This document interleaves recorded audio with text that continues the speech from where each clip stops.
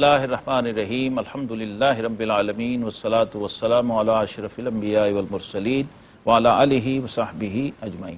ناظرین مکرم، دوسرا پارہ سورہ البقرہ، اس کے تیسرے ربع کا تفسیری خلاصہ آج ہم آپ کے سامنے پیش کرنے کی سعادت حاصل کریں گے۔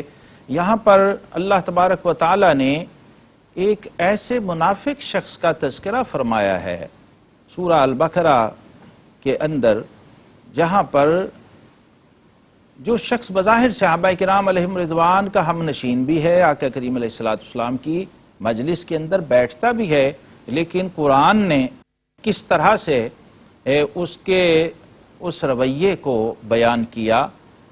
وَمِنَ النَّاسِ مَن يُعْجِبُكَ قَوْلُهُ فِي الْحَيَاةِ الدُّنْيَا، بعض آدمی وہ ہوتے ہیں کہ دنیا کی زندگی میں اس کی بات تجھے بھلی لگتی ہے، ویسی چکنی چپڑی باتیں کر رہا ہوتا ہے اور ایسے میٹھے انداز سے بول رہا ہوتا ہے کہ وہ ہمیں بھانے لگ جاتا ہے، لبھانے لگ جاتا ہے، اس کا انداز ہمیں پرکشش محسوس ہو رہا ہوتا ہے۔ لیکن رب کائنات نے فرمایا وَيُشْهِدُ اللَّهَ عَلَى مَا فِي قَلْبِهِ وَهُوَ أَلَدُّ الْخِصَامِ، اللہ تبارک و تعالی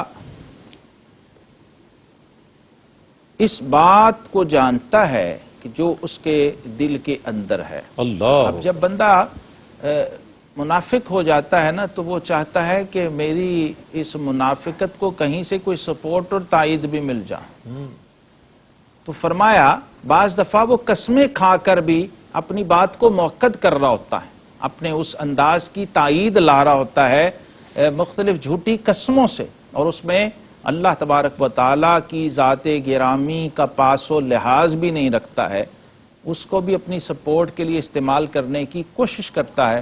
قرآن نے کہا وَهُوَ أَلَدُّ الْخِصَامِ، حقیقت میں وہ سب سے بڑا جھگڑالو ہے۔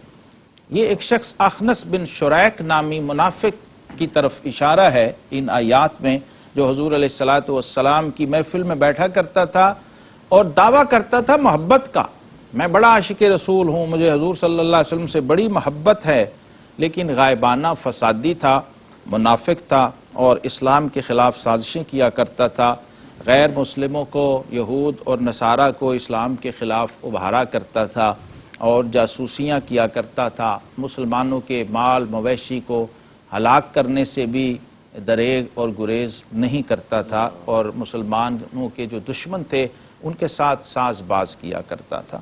یہاں مفسرین فرماتے ہیں کہ بعض ایسے لوگ ہوتے ہیں کہ جو با مسلمان اللہ اللہ باب رحمن رام رام کا مصداق ہوتے ہیں، تو وہ اللہ تبارک و تعالیٰ کی ذات کو بھی اپنے برے کاموں میں انوالو کرنے سے گریز نہیں کرتے ہیں۔ حرام امور کے اندر، ناجائز امور کے اندر اللہ کا ذکر کرنا بھی شریعت اسلامیہ نے ممنوع قرار دیا ہے۔ جیسے فقہاء نے مثال دی ہے کہ کوئی شخص شراب پیتے ہوئے یا جوا کھیلتے ہوئے یا رشوت لینے پر بسم اللہ نہ پڑھے، کیونکہ یہ اللہ کے اسم مبارک کی توہین ہوگی اس موقع پر۔ یا بعض فقہاء نے لکھا کہ کوئی چوری کرتے ہوئے اگر بسم اللہ پڑھتا ہے تو اس کے ایمان کے ضائع ہونے کا اندیشہ، کیونکہ وہ حرام عمل پر ایک مقدس اور پاک نام کو لے رہا ہے اور پیش کر رہا ہے، اور پھر اس سب سے بڑی بات کہ اس نام کی عظمت اور حرمت کو داؤ پہ لگا رہا ہے، اس لیے اس کے ایمان کے زائل ہو جانے کا اندیشہ ہے۔ اس منافق کا یہ عمل یہ ہمارے لیے بہت بڑی رہنمائی ہے کہ صرف زبانی دعوے جو ہیں وہ ایمان کے اندر کافی نہیں ہوتے جب تک کہ قول و فعل کا تضاد ختم ہو کے اس میں یکجائی نہ آ جائے۔ اسی لیے قرآن پاک نے اس مضمون کو بہت اہمیت سے بیان کیا، ایمان والوں کے ساتھ خطاب کرتے ہوئے فرمایا اے ایمان والو، اسلام میں پورے داخل ہو جاؤ، سبحان اللہ سبحان اللہ، اور شیطان کے قدموں پر نہ چلو، شیطان کے نقوش پا کی پیروی نہ کرو، بے شک وہ تمہارا کھلا دشمن ہے۔ ایمان والوں سے خطاب ہو رہا ہے اور بڑی عجیب بات ہے، اور انہیں ہی کہا جا رہا ہے۔ پہلے کہا یا ایھا الذین آمنوا، اے ایمان والو، اور پھر کہا ادخلوا فی السلم کافہ، اللہ، اسلام میں پورے داخل ہو جاؤ۔ تو مطلب یہ کہ بعض ایمان والے ایسے ہوتے ہیں کہ وہ ایمان تو لا چکے لیکن ابھی اسلام میں پورے داخل نہیں ہو رہے ہیں، جیسے حضرت عبداللہ بن سلام رضی اللہ تعالی عنہ، علماء یہود اور تورات میں سے تھے، جب کلمہ پڑھا مسلمان ہوئے تو چونکہ بنی اسرائیل کے اندر جو اونٹ کی چربی ہے وہ استعمال نہیں کی جاتی تھی. حضرت یعقوب علیہ السلام کی طرف یہود اس کو منسوب کرتے تھے. تو آپ بھی اونٹ کا گوشت کھانے سے گریز کرتے تھے. تو صحابہ اکرام نے نوٹ کر کے جب حضور علیہ السلام کی خدمت میں یہ بات پیش کی تو یہ آیت نازل ہوئی کہ جب سارا کچھ ہمارا مان لیا تو پھر اس سنت کو بھی تسلیم کر لو اور اس کو بھی قبول کر لو. گویا آقا کریم علیہ السلام کی اتباع و اطاعت ہی اب کل دین ہے اور کل شریعت ہے. اور قرآن نے دو ٹوک واضح جگہ جگہ یہ فرمایا ہے کہ ان کنتم تحبون اللہ فاتبعونی یحببکم اللہ. اب اللہ کی محبت بھی مشروط ہو گئی اتباع حبیب صلی اللہ علیہ وسلم. کیا بات. جب تک آقا کریم علیہ السلام کی اتباع و اطاعت نہیں کرتے ہو اللہ کی محبت نصیب نہیں ہوگی. اور جب اس حبیب کے نقش قدم پہ چلو گے تو کیا ہوگا؟ پھر اللہ تمہیں محبوب بنا لے. یعنی اللہ کا محبوب بنے جو تمہیں چاہے اور اس کا تو بیان ہی نہیں کچھ تم جسے چاہو. کیا بات کیا بات. تو اس طرف بھی ہمیں متوجہ کیا کہ شیطان تمہارا کھلا دشمن ہے. ناظرین محترم، مومن کا ایک ہی بڑا دشمن ہے اور وہ شیطان ہے جو ایمان کا دشمن ہے. اور کبھی کسی حال میں وہ آپ کا دوست نہیں ہو سکتا، کبھی بھی آپ کا خیر خواہ نہیں ہو سکتا. اس سے بہت الرٹ رہنا چاہیے. اور اعوذ باللہ من الشیطان الرجیم حضور علیہ السلام نے فرمایا جب کوئی 10 بار پڑھ لے تو شیطان کے حملے سے محفوظ ہو جاتا ہے. اور اگر کہیں شیطان کی زد میں آ جائے، غصے میں آ جائے، بے قابو ہونے لگے، اپنے حواس کنٹرول میں نہ رہیں، تو فرمایا یہ پڑھے تو شیطانی اثر اس کے وجود سے زائل ہو جائے گا. پھر فرمایا بنی اسرائیل سے اے حبیب اب یہ ساری حجتیں تمام کر دی ہیں، اب آپ ان سے پوچھئے، اب ان سے سوال کیجئے. کمت آتیناہم من آیت بینہ، کتنی کھلی روشن نشانیاں، کھلی آنکھوں سے نظر آنے والے معجزے ہم نے تمہیں عطا کیے.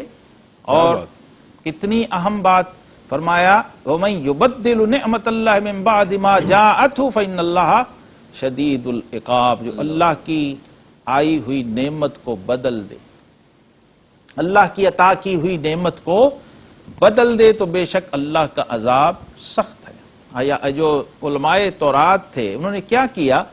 تورات میں جہاں جہاں حضور صلی اللہ علیہ وسلم جن کو اللہ نے اپنی نعمت عظمیٰ فرمایا، آپ کا ذکر تھا، آپ کے اوصاف تھے، آپ کی نعت لکھی ہوئی تھی، اس میں تحریف کر دی کہ کہیں ہماری قوم کو یہ پتہ نہ چل جائے کہ اس محبوب کی شان تو ہماری کتاب کے اندر بھی موجود ہے. اللہ. تو اس تحریف ظاہری اور باطنی اور تحریف معنوی کے نتیجے میں ان کی قوم گمراہ ہوئی اور انہوں نے آقا کریم علیہ السلام کے اوصاف کو چھپایا. تو اللہ رب العالمین نے اس کو نعمت کے اندر رد و بدل کرنا قرار دیا اور نعمت کی ناشکری قرار دیا. اس لیے نعمت جیسی عطا ہو اس کو اسی طرح اسی حال میں قبول کر کے اس کے شکرانے میں رہیں تو فرمایا نعمت میں اضافہ ہو جائے گا. اور اگر اس کی ناشکری کر دی تو پھر وہ نعمت چھین لی جائے گی. اگلی آیت اس میں اللہ رب العزت نے ایک خاص باطنی کیفیت کی طرف اشارہ فرمایا ہے کہ کیا تم لوگ اس گمان میں ہو کہ ایسے ہی جنت میں چلے جاؤ گے اور ابھی تم پر اگلوں کسی روداد نہیں آئے گی، یعنی مشکلات نہیں آئیں گی. حاسب الناس ان یترکوا ان یقولوا آمنا وهم لا یفتنون. یا لوگ یہ سمجھتے ہیں کہ وہ صرف اتنا کہنے پر ہی چھوٹ جائیں گے اور بخش دیے جائیں گے کہ ہم ایمان لائے اور وہ آزمائے نہیں جائیں گے، ان کی آزمائش نہیں ہوگی. یہاں پر غزوہ احزاب کی اس کیفیت کا ذکر ہو رہا ہے کہ جہاں پر صحابہ کرام علیہم رضوان پر بہت ہی سخت دن تھا اور رسول اللہ صلی اللہ تعالی علیہ وسلم نے بھی اس سختی کو محسوس کرتے ہوئے اس کا اظہار فرمایا تھا کہ اس میں کچھ نمازیں مسلمان ادا نہیں کر پائے تھے اور آقا کریم علیہ السلام پر ایک خاص جلال کی کیفیت تھی اس دن. اس وقت مسلمانوں کے اندر جب یہ بے چینی اور یہ عجیب و غریب کیفیت پیدا ہوئی تو اللہ رب العزت نے اس کا تذکرہ یہاں پر فرما دیا کہ اور شدت اور زلزلے کی کیفیت میں وہ کہہ اٹھے اور رسول اللہ صلی اللہ تعالی علیہ وسلم اور جو آپ کے ساتھی تھے ان پر کیا کیفیت تھی؟ متی نصر اللہ، اللہ کی مدد کب آئے؟ اضطرار اور اضطراب کی انتہا ہو گئی تھی. کیا اعلان ہوا؟ الا ان نصر اللہ قریب، اللہ بے شک اللہ کی مدد قریب آئی، پہنچی چاہتی ہے۔ تو حضرات صحابہ کرام علیہم رضوان کو اگرچہ بہت سخت دن تھا، خندق کا معاملہ، جب خندق کھودی گئی تھی، غزوہ احزاب کی تفصیل اگر آپ پڑھیں تو آقا کریم علیہ السلام نے اپنے دستے مبارک سے خود وہ چٹان توڑی تھی، اللہ اللہ، اور وہی دن اور وہی واقعہ جس میں آقا علیہ السلام نے اپنے سبحان شکم اللہ، مبارک پر 2 پتھر باندھے ہوئے تھے، اللہ اللہ، یہ وہ اس موقع کی طرف اشارہ کیا جا رہا ہے اس میں، اور بتایا جا رہا ہے کہ کوئی یہ نہ سمجھے کہ جنت اتنی آسانی سے مل جائے گی، جب اتنے محبوب اور پیارے لوگوں پر اتنی شدت آئی ہے اور اتنی مشقتیں اٹھائی ہیں انہوں نے، تو اے بعد والو تمہیں بھی اس کے لیے تیار رہنا چاہیے کہ دین اور ایمان کے رستے میں جب کوئی آزمائش آتی ہے، تکلیف آتی ہے، تو پھر ثابت قدمی کا مظاہرہ کرنا ہے۔